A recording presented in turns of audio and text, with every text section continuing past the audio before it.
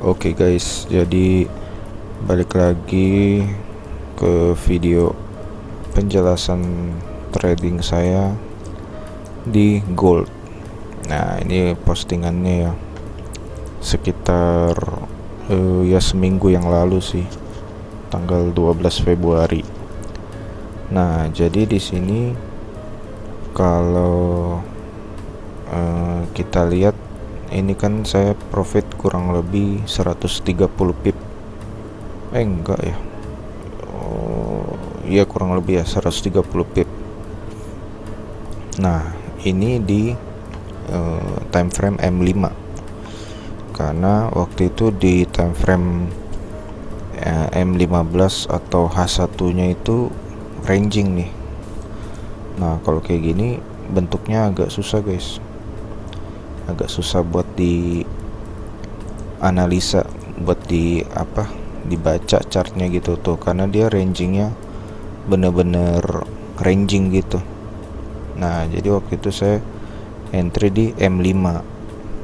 Nah, waktu sebenarnya kalau kita lihat sekilas gini ya, ini kan marketnya lagi ranging parah nih.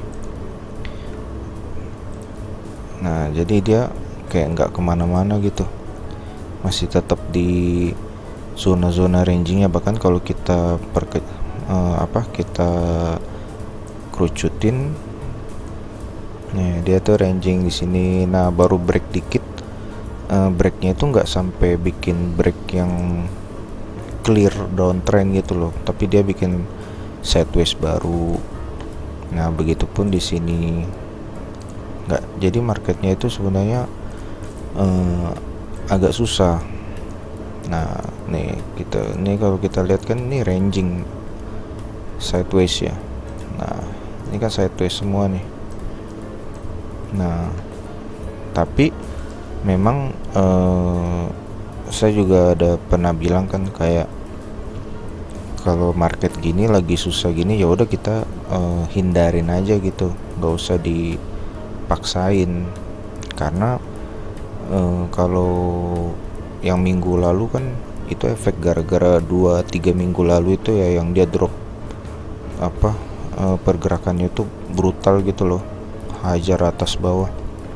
Nah, kalau kayak gitu biasanya dia agak tricky memang. Selain SL-nya tambah lebar, stop loss-nya tambah lebar, dia pergerakannya juga kurang respect zona. Khususnya kalau kayak saya kan pakai zona supply demand. Nah, dia tuh kurang respect gitu. Tapi sebenarnya kalau mau dicari ya tetap ada aja, tetap pasti ada aja, walaupun ya resikonya stop loss lebih lebar gitu ya, dan harga suka nge-spike atas bawah. Nah, jadi dari video kali ini saya mau kasih lihat kalau sebenarnya di sideways pun kita itu tetap bisa gitu loh trading. Cuman memang ya saya nggak rekomendasiin teman-teman yang mungkin baru latihan, baru belajar supply demand langsung langsung YOLO gitu. Tapi ya perlu pengalaman lah, perlu jam terbang juga, karena untuk ngelihat kita marking zona itu jadi lebih krusial di masa-masa sideways begini kalau memang mau cari peluang entry ya. Nah, salah satu tipsnya itu ya kita kecilin time frame. Nah, jadi kayak gini, saya kan di M5 nih. Nah, kalau kayak gini mungkin kalau kita lihat sekilas ya agak membingungkan ya. Nah, karena kan ini mau cari buy apa sell nih. Nah, cuman kalau dari saya, intinya selama zona supply demandnya bagus, support resistennya juga bagus, kuat, ya udah. Kalau ada reaksi buyer di dalam zona demand ya saya buy, kalau ada reaksi seller di zona supply saya sell. Udah sesimpel itu, guys. Nah, jadi kalau kayak di sini sebenarnya kalau di broker saya dan di trading view ini tuh warna merah nih dia. Nah, karena dia warna merah, jadi saya tandain zona demand. Cuman saya nggak pakai trading view buat bikin video ini karena trading views-nya itu nggak bisa replay karena saya nggak langganan premium.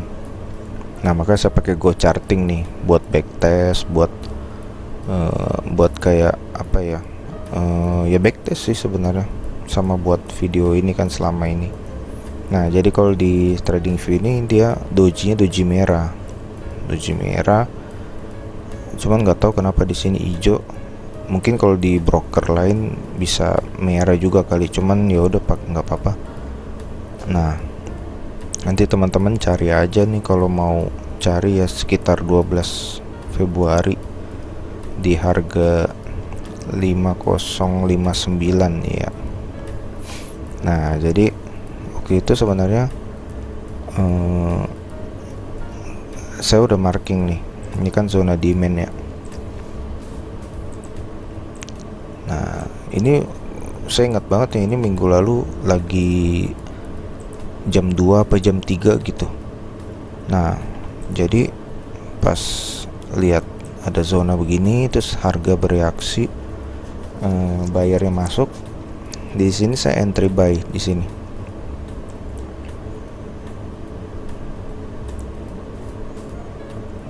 Entry buy SL di mana? SL simple ya di sini. Sekitar 100 pip. Nah, kurang lebih 100 pip lah.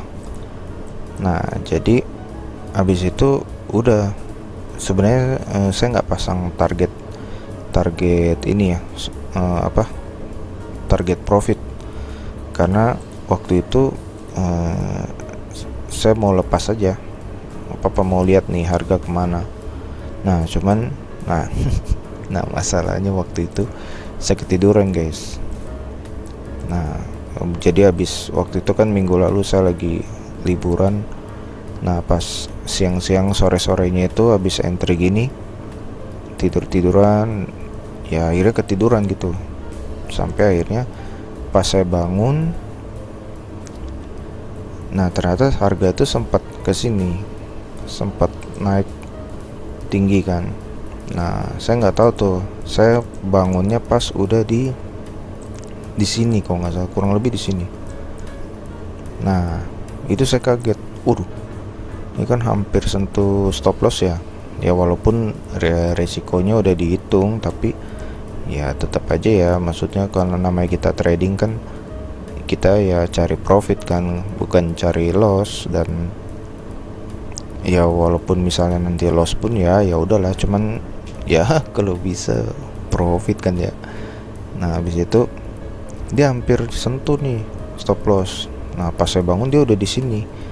Nah, jadi saya tuh udah nanggung untuk nge-close, jujur aja kayak wah, kalau cuman profit 10-20 pip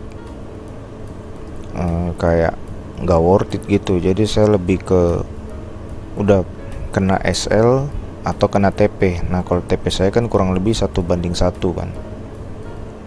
Nah, jadi saya biarin aja. Nah, akhirnya dia naik ya, singkat cerita dia ke sini lah. Nah, pas di sini saya screenshot dan saya langsung close. Jadi kurang lebih waktu itu profitnya sekitar 8575 ya. Ya 1:2 lah. 1:1,2. Ya buat saya RR 1:1 udah bagus, udah memang plannya kayak gitu ya. Kalau dapat lebih ya itu bonus gitu. Nah, cuman dari sini ya ini mungkin apa ya, bisa dibilang reminder kali ya. Kalau udah entry apalagi di M5 nih yang pergerakannya cepet, ini ya kalau bisa dipantau aja guys. Jadi kalau saya waktu itu emang udah benar-benar udah ini juga sih, kayak namanya ketiduran ya udah. Cuman ya untungnya habis itu tetap balik profit ya, walaupun habis itu saya lupa nih. Nah, dia kemana nih? Oh, dia balik ya.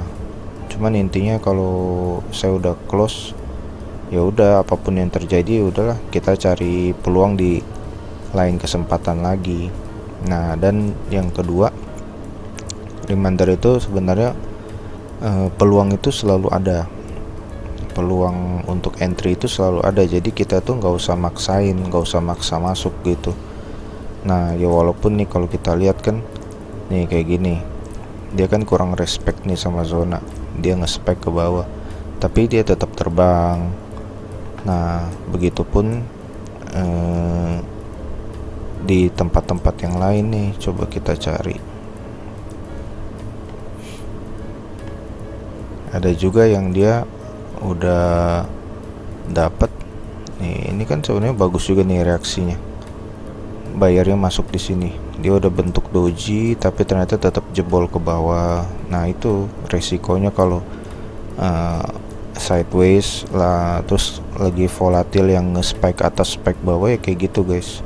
Tapi ya kalau memang kita udah punya planning dan udah siap menanggung resiko, menanggung loss, ya sebenarnya peluang itu banyak.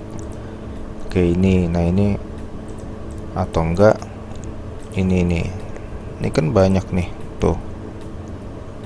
Nah ya kita cari 1:1 mah dapat lah tuh, apalagi nggak sentuh-sentuh SL kan. Nih bisa entry berapa kali nih kalau kalian misalnya tipe yang scalping, ini bisa entry berapa kali nih.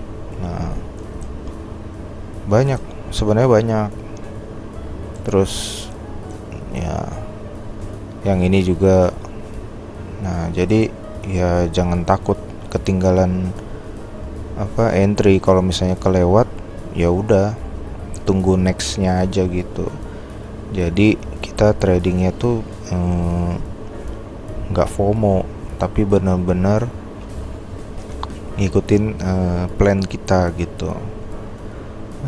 Ya gitu ya kurang lebih guys. Nah untuk nanti selanjutnya saya lihat sih market gold nih range-nya udah mulai normal lagi ya. Normal dalam artian ya nggak kayak waktu itu yang saya share ya, yang saya sempat loss berapa tuh 400 pip ya padahal M5. Wah itu kaget juga guys.